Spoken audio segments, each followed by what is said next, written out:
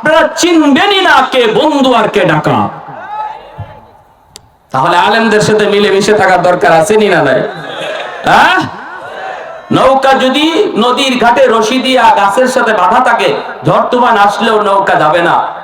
আর যদি নৌকা শুধু লাগানো থাকে, বাঁধা না থাকে, তাহলে ঝড় আসবে, তুফান আসবে, নৌকা খুঁজে পাওয়া যাবে না। এই ফিতনার জমানা, চতুর্মুখী ঝড়, চতুর্মুখী আক্রমণের শিকার আমরা।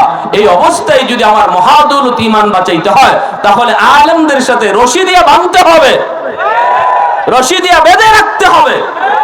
প্যারে হাজিরিন, আর মনে রাখবেন, উলামায়ে কেরাম যখনই আপনাদেরকে কোনো ইস্যুতে ডাক দিবে, ভালো করে ইয়াদ রাখবেন, এটা উলামায়ে কেরামের ব্যক্তিগত কোনো ইস্যু নয়। উলামায়ে কেরাম ব্যক্তিগত ইস্যু নিয়ে কোনোদিন উম্মতকে ডাকে না, কোনোদিন উম্মাহকে ডাকে না। উলামায়ে কেরাম মেম্বার, চেয়ারম্যান, এমপি হওয়ার জন্য আপনাদেরকে রাজপথে কখনো ডাক দিবে না। উলামায়ে কেরাম যদি আপনাদেরকে কখনো ডাক দেয়, সেটা হবে আপনার ঈমান বাঁচানোর জন্য।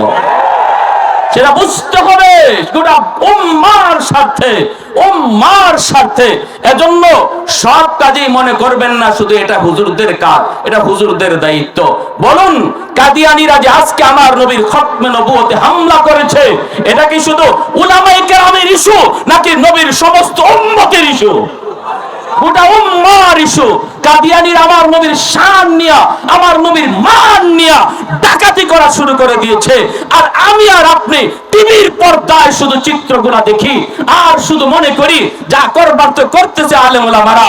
কিয়ামতের ময়দানে মায়ার নবীর সামনে মুখ দেখানোর কোনো উপায় থাকবে না। সুপারিশ তো বহু দূরের কথা, সুপারিশ তো বহু দূরের কথা। আমার নবী যদি শুধু একটা প্রশ্ন করে, আমার শান মান তোর সামনে ডাকাতি হয়, আর তুই চুপ করে বসা ছিলি, আজ আমি নবীর সুপারিশ চাও, কোন মুখে, কোন লজ্জায়? উপায় থাকবে না। এজন্য ভাইয়েরা, বন্ধুরা, এমন কিছু ইস্যু আছে, মনে রাখবেন, উলামায়ে কেরাম আপনাদেরকে যখনই ডাক দিবে, ভাববেন না যে তারা মন্ত্রী হতে চায়, ভাববেন এটা আমার জন্য ডাক দিয়েছে, এই ডাকটা আমার ছিল, এটা আলেমরা দিয়েছে। কাদিয়ানী বিরুদ্ধে আন্দোলনে বাংলাদেশের পার্লামেন্টে কাদিয়ানীদেরকে কাফির ঘোষণা করার জন্য, পাকিস্তানের জমিনে পার্লামেন্টে কাদিয়ানীদেরকে কাফির ঘোষণা করার আন্দোলনে লক্ষ জনতার মিছিল বের হয়েছিল। 10,000 নবীর আশিক শহীদ হয়েছে। 10,000 নবীর আশিকের রক্তের বিনিময়ে পাকিস্তানের পার্লামেন্টে কাদিয়ানীদেরকে কাফের ঘোষণা করতে সরকার বাধ্য হয়েছে।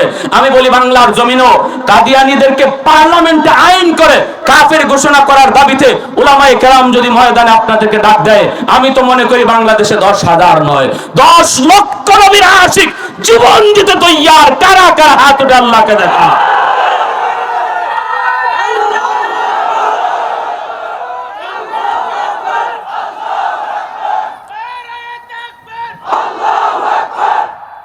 प्यार